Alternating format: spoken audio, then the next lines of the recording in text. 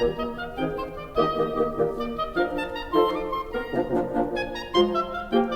see, let's get the ball rolling. There we go, ladies and gentlemen. Hey, look, you can see me. So today we're doing a bit of an experiment with, this is the first webinar where you can actually see me as part of the main screen. So, hey, if you don't risk anything, you don't get any rewards. So we'll see how today's technology supports this very personal endeavor I'm trying to invoke by letting you see who I am. So for those who haven't met me, my name's Chris, and you can get my contact details through Ashendo. I'm not going to go through too much of who I am because if you want to learn more about me, feel free to do the research. But today I'm going to talk about cut sets. And if you've heard of cut sets and you know what they are, I just want to refresh.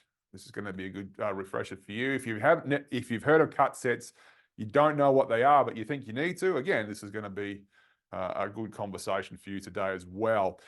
It does involve a little bit of prerequisite knowledge regarding system reliability modeling, but not too much. I mean, and we'll go through what we're going to be talking about in that regard.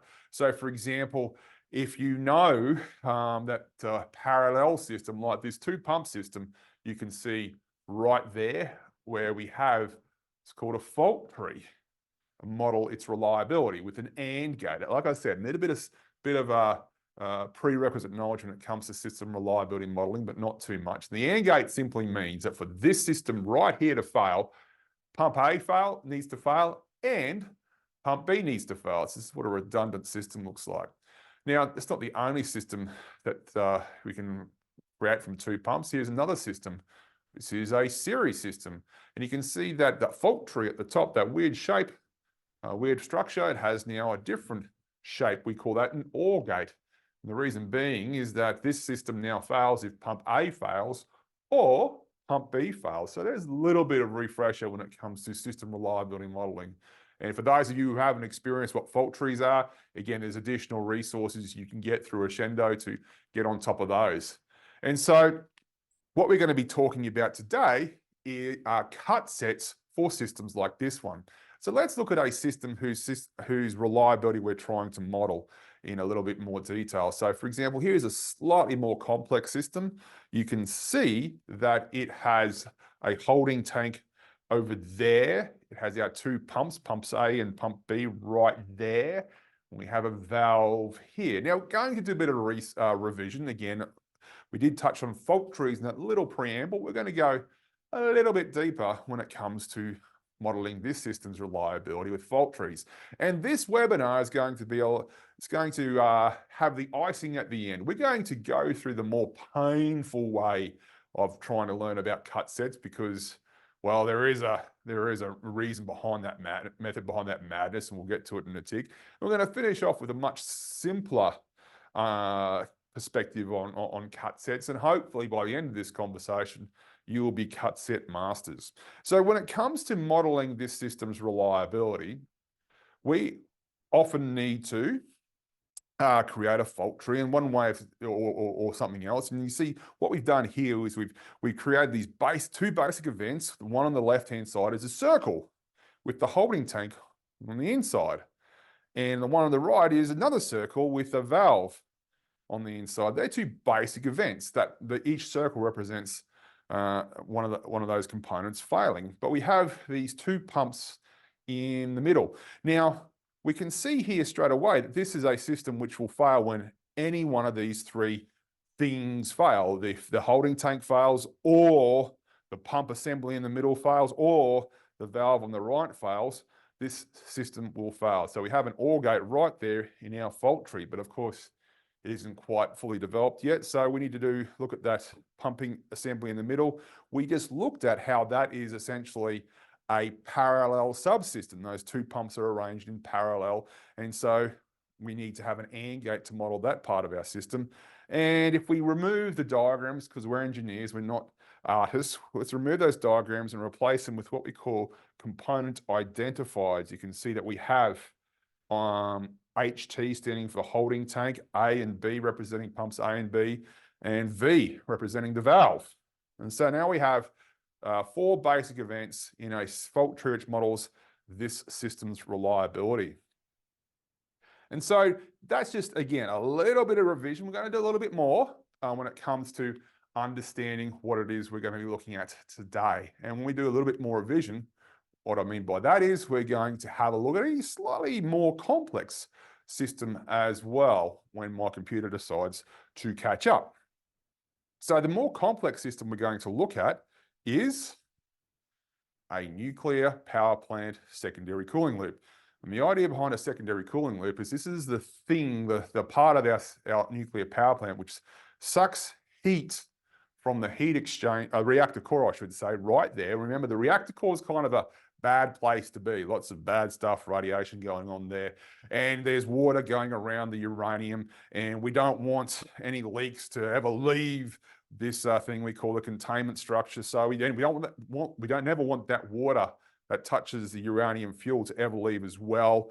And so we have a secondary cooling loop to take the heat from the primary cooling loop of water which goes around that reactor core so that the water that touches that uranium never leaves the containment structure.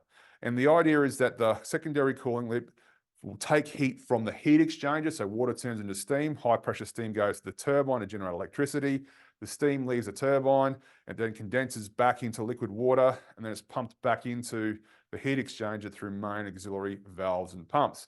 And so what we're going to do right now is we're going to model the system reliability of this slightly more complex system using a fault tree.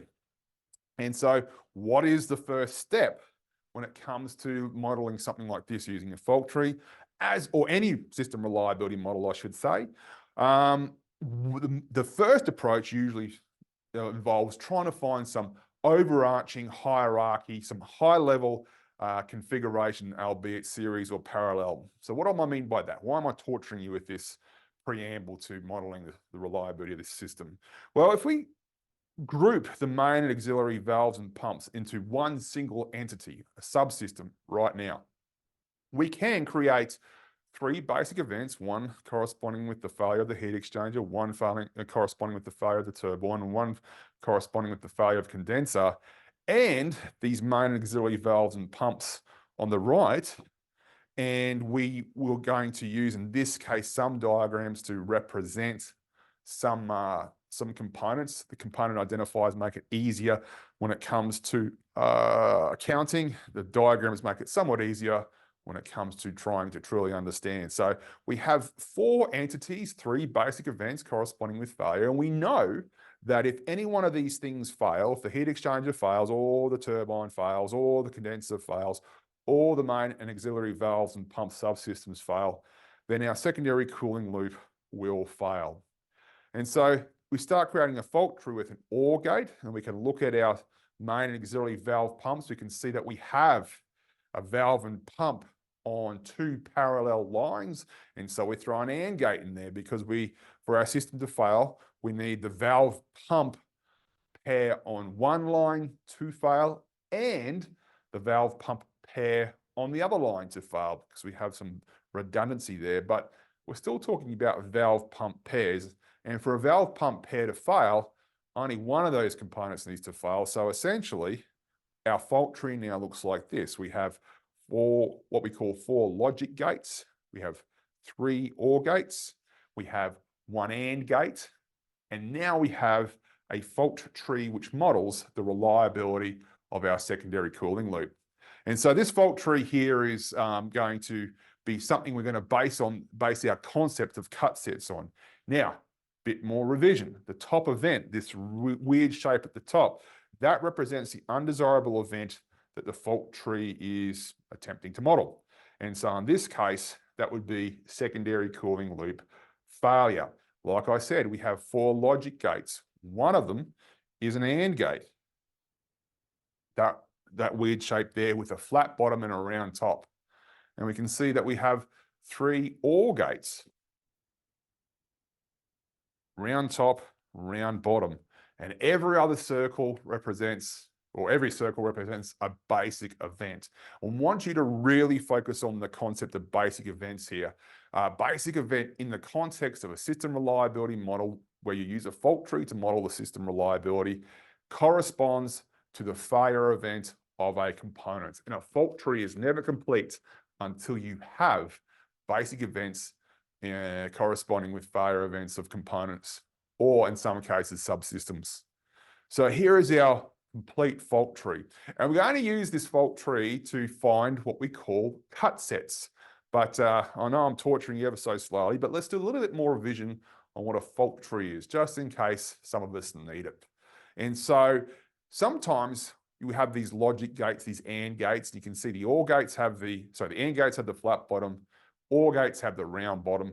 But these are not the only ways you can represent AND gates and OR gates. In fact, we see a good number of software packages and textbooks have this additional shape. You can see that's circled with a big plus sign in the middle. And sometimes we can also see this weird shape over here, which is like the OR gate that I have in my fault tree, but it has a peaked top. Now, these aren't special or different OR gates. They're exactly the same OR gate as the one in our fault tree. It's just that sometimes the visual differentiation between AND gates and OR gates can be challenging. And so some people prefer to add a big plus sign in the middle of it or have a very peaked top on our OR gate shape to make sure it's that much more distinguishable from the AND gate. And the AND gate can also have a different way of being represented as well. We often see a big dot in the middle of an AND gate, again, to help us make sure that we aren't confusing an AND gate with an OR gate. It's not a special AND gate, doesn't change the logic, doesn't change anything at all, apart from the likelihood of us not making a mistake when it comes to confusing an AND gate and an OR gate. And the revision's not over yet, because we're going to look at what this fault tree means when it comes to system reliability modeling. It's a logical representation. And so what that means is that if we have, for example, one valve fail, a fault will propagate up the fault tree until it hits an OR gate. Now, an OR gate is true or allows a fault to propagate if any input event occurs. And so as soon as that fault propagates from our valve up to our OR gate, the OR gate now is true and allows that fault to propagate further until it hits the AND gate. The AND gate stops it, because the AND gate is all about ensuring that all input events need to occur before a fault propagates towards the top. And so an AND gate is associated with redundancy. It essentially stops a fault propagating if you have something that is redundant, which can do the same thing that the failed valve pump assembly can do. And so right now, our fault tree is telling us that even though one valve has failed, our system, our secondary cooling loop, is still working. Now, even if the pump next to that failed valve fails, well, our system is still working, because that failed valve is of itself essentially disabling that redundant pipeline. The primary pipeline is still chugging along, and so our secondary cooling loop still hasn't failed. But as soon as the other valve fails, then fault propagates up to our AND gate, allows the fault to propagate through, hits the OR gate at the top, allows any fault to keep going, and then it hits our top event, illustrating that our secondary cooling loop has now failed with this combination of component failures. And so that's what fault trees do. They're logical representations of how, in particular, components can fail and not fail in ways that will or will not cause systemic failure. So that's a brief introduction, or brief revision, I should say. Maybe an introduction for some regarding fault trees, maybe revision for others. But fault trees are all about logic. And like I said, I'm going to torture you a bit by going through some of the more complex concepts when it relates to cut sets. And there's a reason why. There is a simpler way of looking at cut sets, and that simpler way starts with modeling system reliability in a different way. So for example, here is a very different system. This is a bridging system. It has 4 pumps. It has a switching valve in the middle. And again, I'm not here to teach you all about reliability block diagrams, but we can model the reliability of this system ever so slowly with this thing here, a reliability block diagram. Now, a reliability block diagram is different to a fault tree. It, in many ways, encodes the same information. It tells us what needs to happen for a system to work or for a system to fail. And essentially, you have these blocks right there. One block corresponds to each component. And the idea is that if you can draw a line from one side of the RBD, the reliability block diagram, to the other side, and that line goes along those paths, you can see those black lines right there represent, and those paths also go through blocks which correspond with components that haven't failed, well, that means your system is functional. But if you can't draw a path from one side to the other, where you pass through components that haven't failed, that is, you always, no matter what you do, will always come up against one of these blocks which represents the failure of one component, or at least one component, then your system has failed. And so fault trees and RBDs are often seen as the competing ways of modeling system reliability. And there's a few other ways you can do it out there, but these are the two dominant ways of doing it. RBDs are great in that they can mimic the physical layout of a system, which is great for human beings who are trying to understand what this system is, what this diagram here is modeling. Fault trees are all about logic.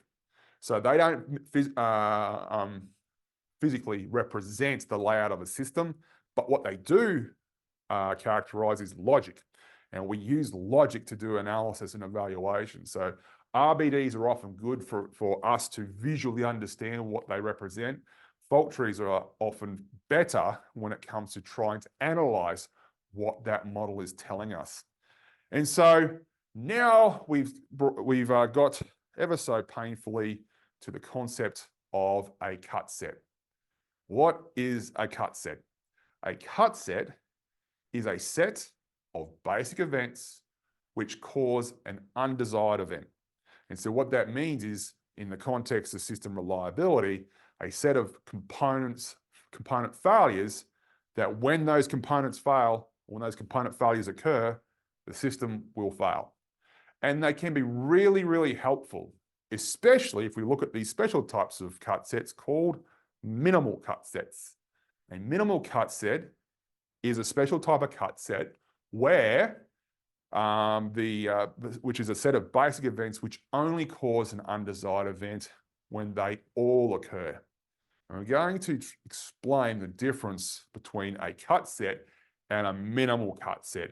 Now, as a rule, when someone says in the realm of reliability engineering, we're going to be talking about cut sets, they are all about minimal cut sets. Some cut sets are trivial in terms of the information they contain. Minimal cut sets aren't. And so we're going to learn about what a minimal cut set is right now by going back to our secondary cooling loop. Now remember that our secondary cooling loop is all about taking the heat away from the heat exchanger. The water and steam travels through our secondary cooling loop as shown by that blue arrow. You can see it going around.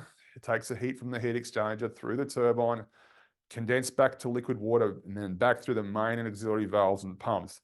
Now, you would be correct if you are assuming that this is a simplification of a real-life secondary cooling loop, and it certainly is. There's lots more components and subsystems involved in a secondary cooling loop, but for the sake of today's exercise, this is as complex as it needs to be.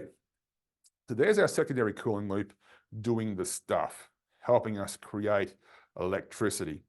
Now, we just looked at how earlier in this conversation, we have created a fault tree which models the reliability of our secondary cooling loop. And there it is right there. Now, if every single component was to fail, then our secondary cooling loop will obviously fail. If you're with me so far, well done. You're understanding virtually everything you need to understand for today's conversation. Now, all these 7 components failing, causing the secondary cooling loop to fail, is not particularly enlightening. Everyone knows that if every single component fails in a product or a system or a machine, then the machine will fail.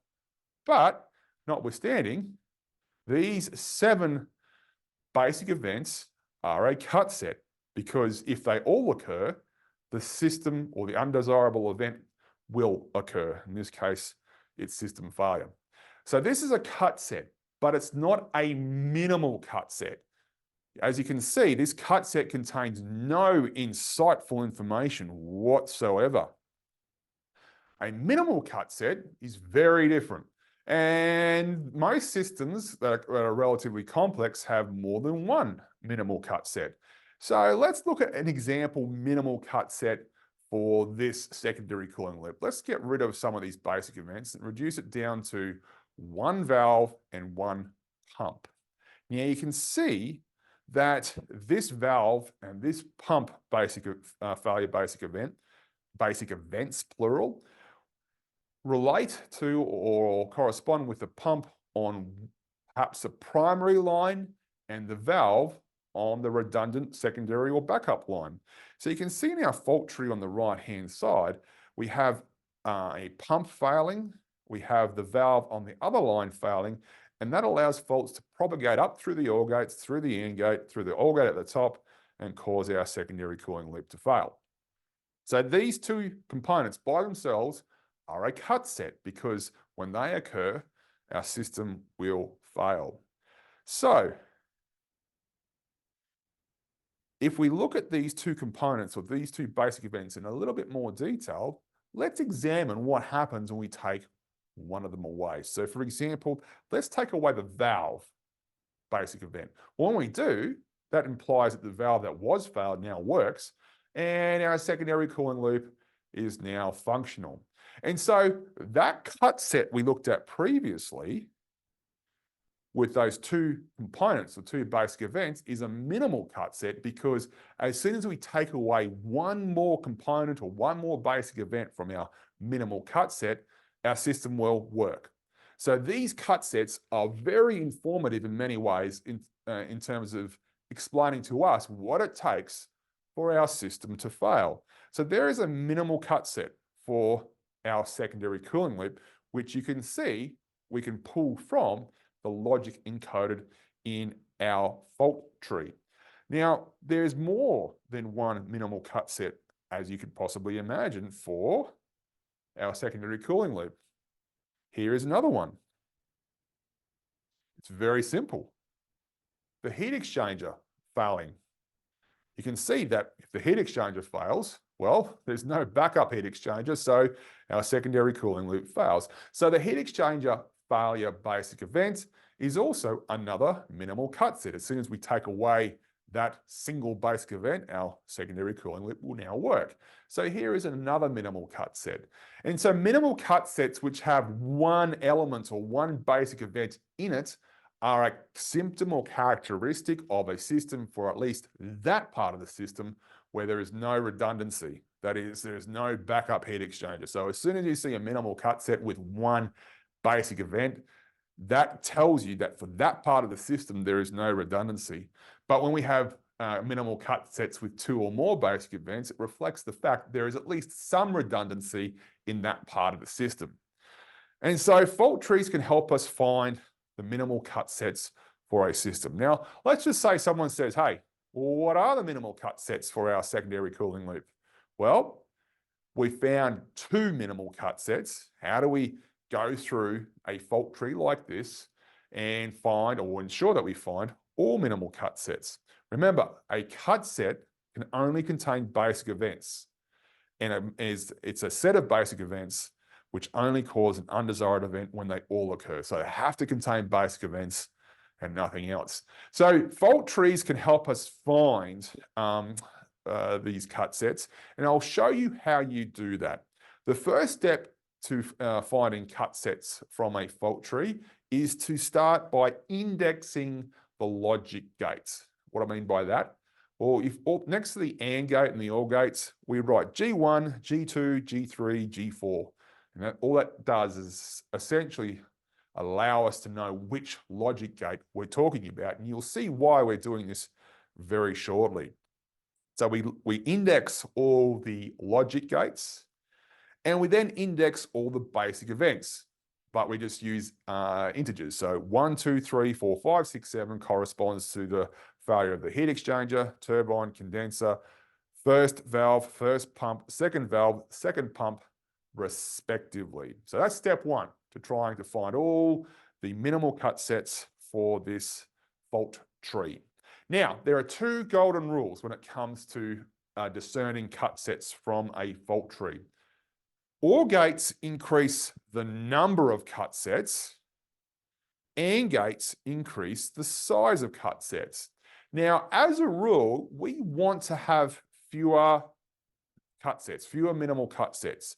The fewer minimal cut sets you have, the less ways your system can fail. And if you do have minimal cut sets, which you obviously will, but if you have a small number, ideally you want those minimal cut sets to have more than one basic event from the very surgical perspective of trying to increase or have high reliability. I can see that, sorry, someone's asked a question. Is there a notion of smallest minimal cut set? If so, is more emphasis on them over bigger minimal cut sets? We'll come to that one in a minute. So these two golden rules, OR gates increase the size, number of cut sets, I should say. I gives the system more ways to fail. And AND gates increase the size of cut sets, which means it makes it more challenging for systems to fail, which should make sense because AND gates are associated with redundancy and OR gates are associated with no redundancy. So we work from the top down. And the very first shape we see at the very top is OR gate G1. In a way, this is like a cut set because if that OR gate occurs, then our system will fail because it's right at the top. But remember, cut sets can only contain basic events. So what we're going to do is sort of create this preliminary cut set based on gate G1 and then keep working, keep getting busy. So G1, our system will fail if OR gate G1 occurs. Very trivial, but we're not done yet. So we're going to add G1 to our list of minimal cut sets. So if we look at the list on the left-hand side, we can see that G1's an OR gate. So we have to do something about that. And what that means is that we look at G1 in greater detail. So what's immediately beneath G1? Remember, gate G1 is an OR gate, which increases the number of minimal cut sets. And beneath the OR gate G1, we have 4 input events. The basic event corresponding with the failure of the heat exchanger, the basic event corresponding with the failure of the turbine, basic event corresponding with the failure of the condenser, and our AND gate G2 all on the right. And so OR gates increase the number of cut sets, and using that rule, what that means is we essentially replace G1 with all of its input events. So now we have 4 minimal cut sets containing basic event 1 by itself, i.e. the heat exchanger failing, that's 1 minimal cut set.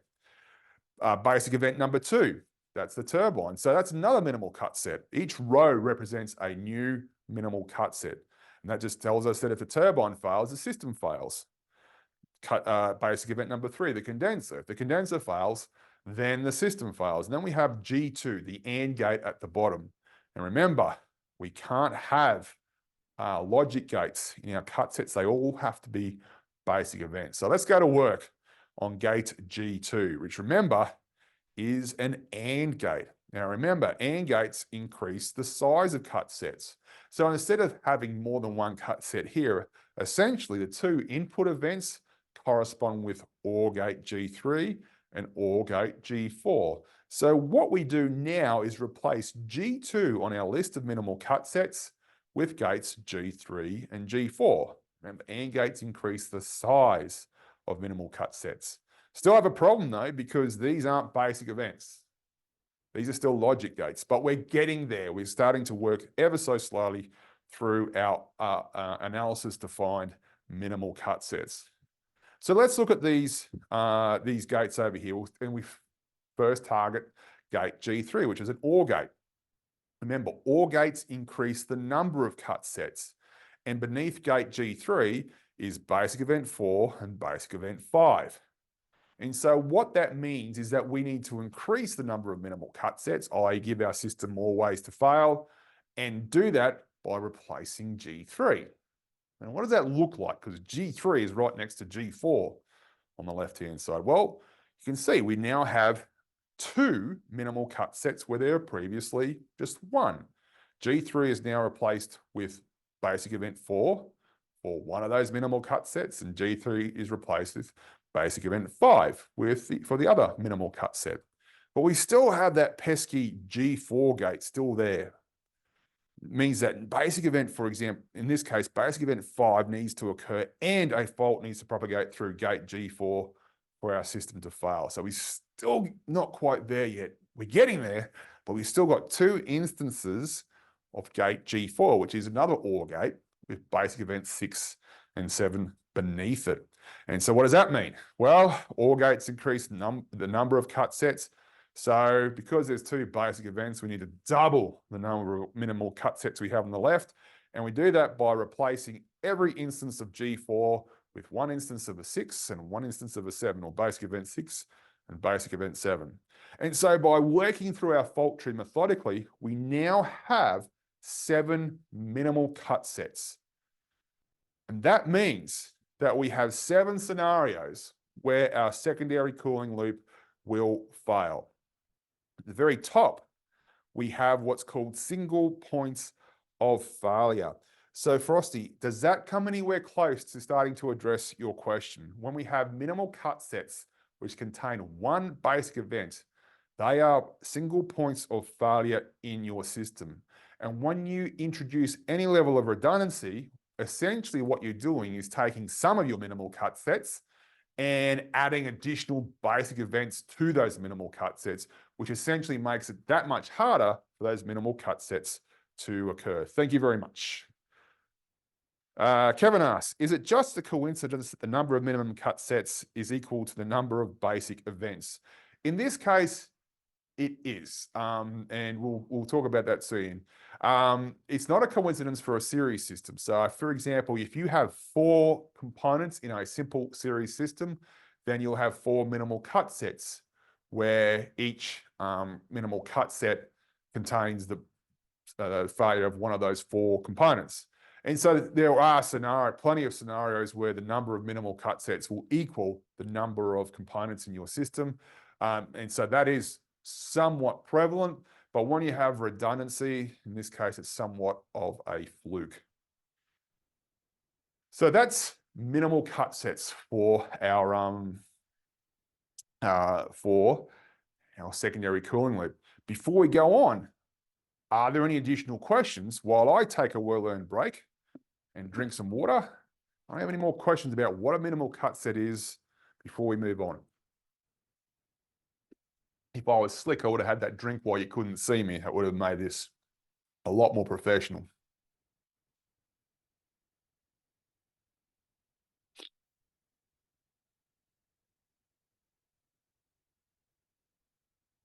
Can't see any more questions in the chat. Fantastic. So minimal cut sets, really good at helping us see, for example, single points of failure. And most software packages, when it comes to evaluating system reliability, behind the scenes, they tend to reduce whatever model you're using down to minimal cut sets and then evaluate system reliability based on the minimal cut sets for that system. So even if you're using a fault tree or an RBD or something else, as a rule, computers and software behind the scenes, it's their way of processing the analysis. They tend to find the minimal cut sets and then use those minimal cut sets for their equations to give you the number. So minimal cut sets are very useful for example, finding single points of failure or sort of trying to grasp the weak points or the way your thing fails. But if you're in any way, shape or form involved with software, then minimal cut sets are how software packages analyze reliability. Now, the reason why I went through the torture of showing you how to get minimal cut sets from fault trees is because that tends to be the most foolproof way for human beings to model reliability and then find minimal cut sets by hand. When it comes to reliability block diagrams, it is from one perspective, a lot easier to find minimal cut sets, but from another perspective, a lot more challenging. So let's look at what we mean by that. So here is the corresponding, well, going back to our new secondary power plant, nuclear power plant, secondary cooling loop. We'll get there in a minute. Now we know all the different parts, and we can create blocks for each component to create this reliability block diagram. So this reliability block diagram contains or encodes the exact same amount of information that our fault tree contains. You can see that we have on the left-hand side the heat exchanger, turbine, and condenser all in a row one after each other. These are the three components that if any one of those components fail, the whole system will fail. And that's why they're on a single path. If you try and draw a line from the left-hand side to the right-hand side, you cannot get through unless the heat exchanger, the turbine, and the condenser are all working. But when we come to the valve and pumps, you can see we have a couple of different ways of getting to the end. So that's where redundancy comes into play. And this is essentially where the term series and parallel comes from. So the series part of our system on the left-hand side, where you have basic events one after the other, that is what you tend to associate with parts of the system which have no redundancy. But then we have two paths, parallel paths, representing redundancy on the right. So that's where series and redundancy, series and parallel terms come from. And you can see that some systems can have elements of both. Now, when it comes to cut sets, it can often be a lot easier to look at these two pathways from left to right and then work out how we need to cut them to stop our system from working. So here is one way of cutting through our RBD to essentially ensure that our secondary cooling loop will never fail. And so this is also where the term cut comes from when we're talking about cut sets. You can cut through your success paths in an RBD and stop the system from ever being successful. You have found a cut set. So here is one cut set where we cut through the heat exchanger. So this is one cut set based on a single component, heat exchanger, single point of failure. And we can go through, and we can see that if we take any one of these blocks away, there's only one, the system will now work. So this is an example of a minimal cut set. And what we can do is we can look at our RBD, a reliability block diagram, and essentially try and find all the different ways we can cut our RBD to stop the system from working. And as long as these cuts go through components where none of them, if you remove any one of these components from your cut, the system will suddenly work again, then you have what's called a minimal cut set. Now, this is like I said, this is the icing that I was trying to tell you about. I said, I'm going to torture you up front, go through finding cut sets of the fault tree, and then show you how much easier it is using an RBD. Now, why would I do that? The reality is that when it comes to finding minimal cut sets, it is way more challenging to actually do it properly using an RBD, even though I said it's so much easier because it aligns with what we suspect or what we expect a cut to do. You can visualize so much easier on an RBD, but that of itself is not a foolproof logical approach to coming up with all the minimal cut sets for your system. So if you do need to find the minimal cut sets for your system, even though perhaps the RBD is a more intuitive, more visually entertaining way of finding those minimal cut sets, it's not particularly helpful if you have a big RBD, and it's not foolproof. You need to be able to make sure you can draw lines through draw cuts through perhaps 4 or 5 different parallel paths, and that can become somewhat challenging and somewhat confusing. So if you go to the fault tree and work from the top to the bottom in that methodical approach that I showed you earlier in this conversation, then we are now a lot closer to having a foolproof manual system, understanding that a lot of software packages are out there to help you do this anyway. But we often don't have software packages at the tip of our fingers when we're trying to model system reliability. Some of us do, a lot of us don't. And if you don't have those software packages, then you might need to manually go and find those cut sets for whatever reason you need to find those cut sets, those minimal cut sets, I should say. And then I would urge you to use a fault tree, even though the RBD is conceptually similar. Now, if your system is nothing but a series system, then you don't need to do too much analysis. Every component failure is a single cut set. If you've got any level of complexity, then you might need to go through a more formal, rigid approach using fault trees the way I showed. So minimal cut sets are really helpful when it comes to software doing its stuff, but it can also help qualitative analysis. So what do I mean by qualitative analysis? Well, the first one is those single points of failure. If you go through the process of finding all the minimal cut sets for your product, then you will find the single points of failure, the bits that are the most critical part of your system, that if you need to improve reliability, perhaps they're the ones that you focus on the most. These tend to be the components whose reliability you want to improve, because that improvement will have the biggest impact on system reliability. And of course, these are the components that are potentially candidates for being made redundant. So if you have a single point of failure, you simply cannot meet your reliability requirement. Perhaps you need to change that minimal cut set from one basic event to a minimal cut set which contains two basic events, i.e. instead of having one pump, you have two, or whatever your redundancy looks like. So it's really good for working out what the critical parts of your system are when it comes to failure. And so when you're trying to tackle those redundancy questions, you find those single points of failure through those minimal cut sets that contain one basic event.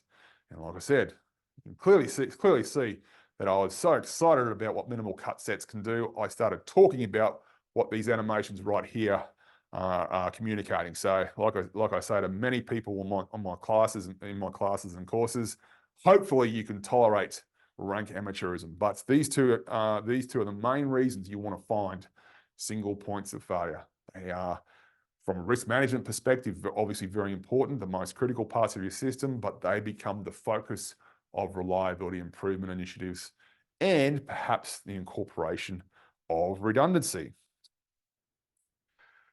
And they can assist evaluation when it comes to, for example, software that's going to analyze your fault tree or RBD for you. And it can be quite kind of a big deal. So the International Space Station has more than 3 million cut sets.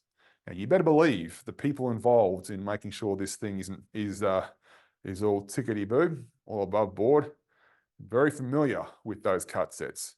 In space, knowing the single points of failure for your system are kind of a big deal. And so when they did the model the system reliability of the International Space Station, with all the redundancy and everything else involved, they came up with 3 million cut sets. Now, as you might suspect, that included software support that wasn't done manually.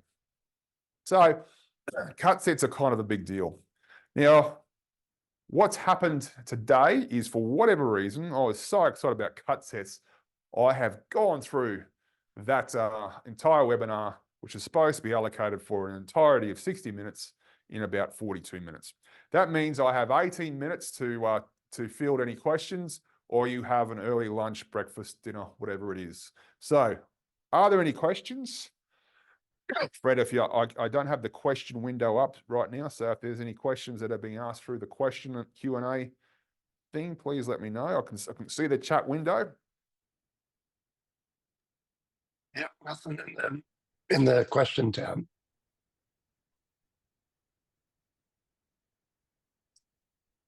Good thing I get paid by the webinar, not paid by the hour, isn't it?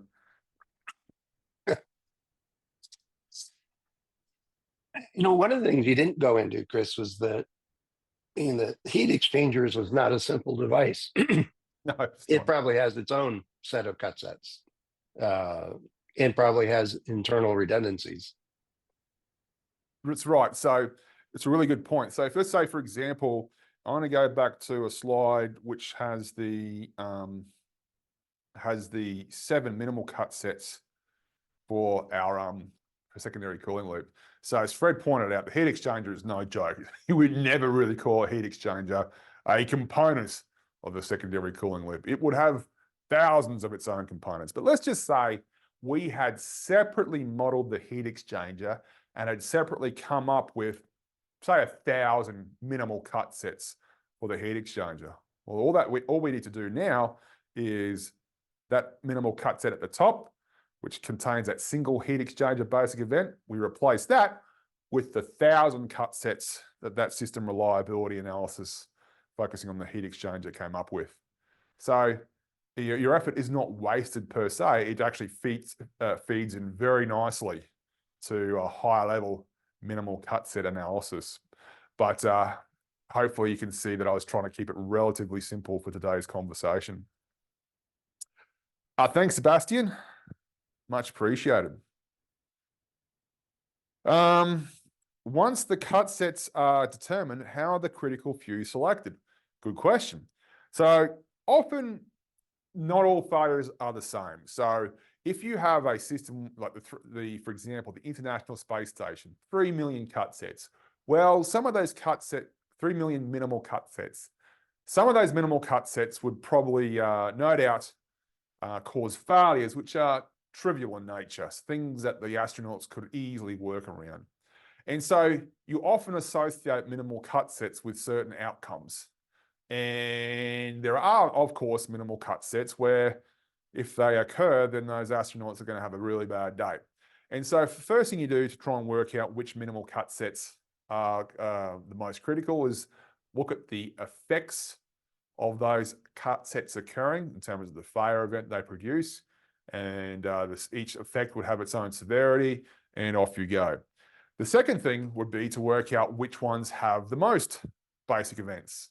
Or the fewest, I should say. The ones with the fewest basic events tend to be the ones which are more prone to failure to occur because you only need one basic event to occur. And so that's another way you can approach it.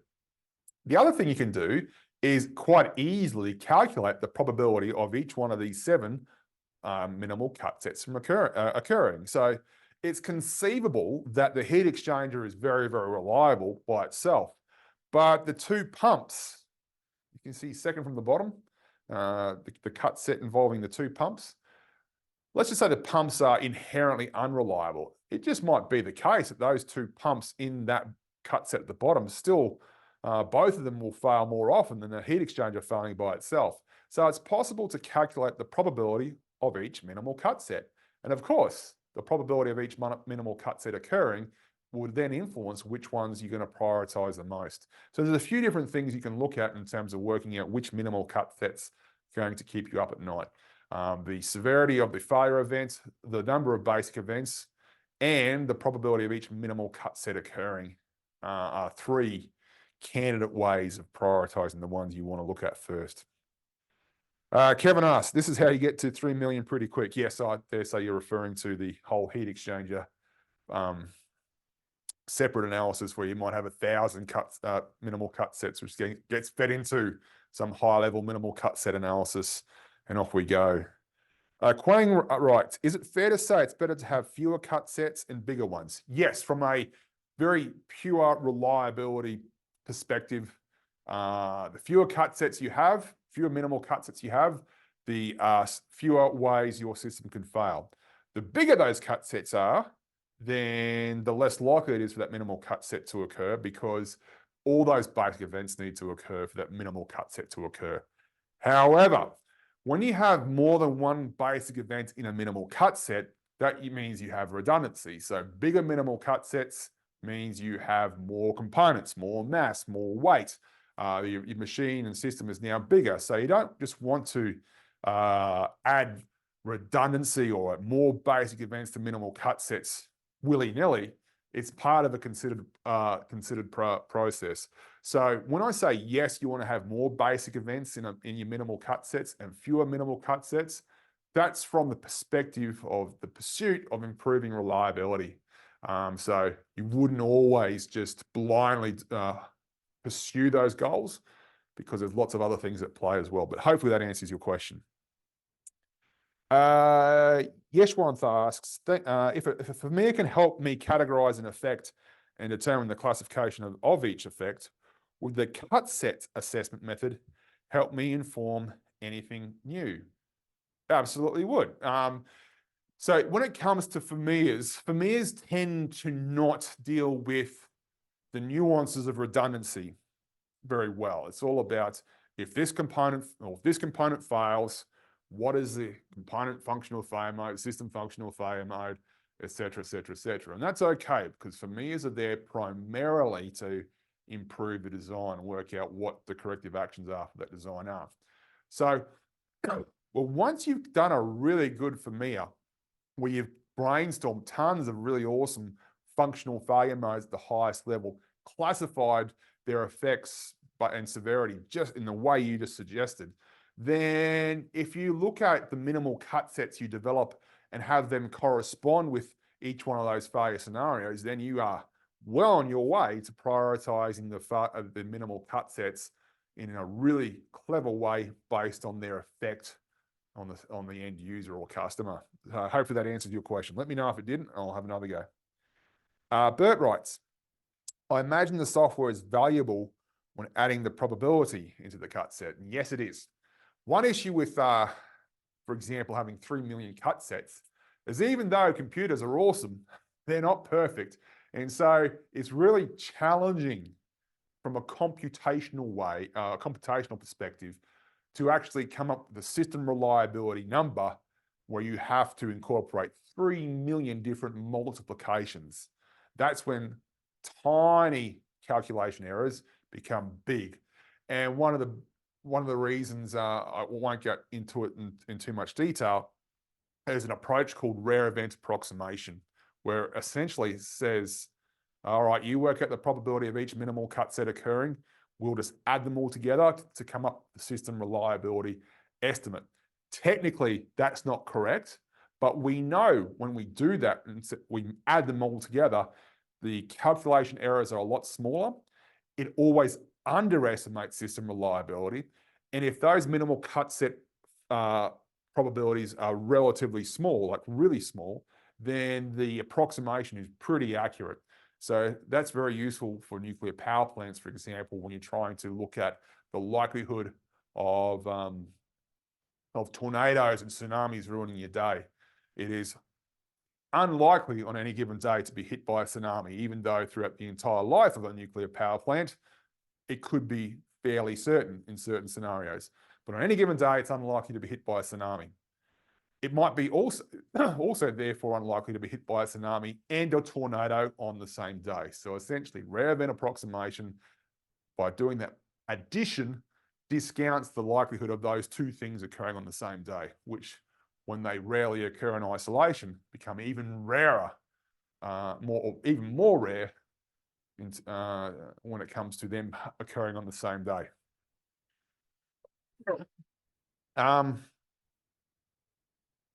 No worries, thank you. Yeshwanth, hopefully I pronounced your name correctly. Any more questions?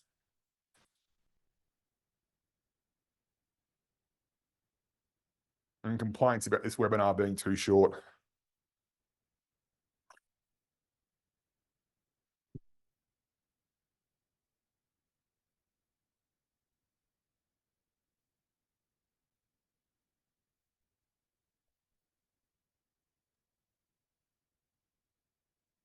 So you can always get a hold of Chris by LinkedIn, by his email, by the about page on the site, bunch of ways to do it.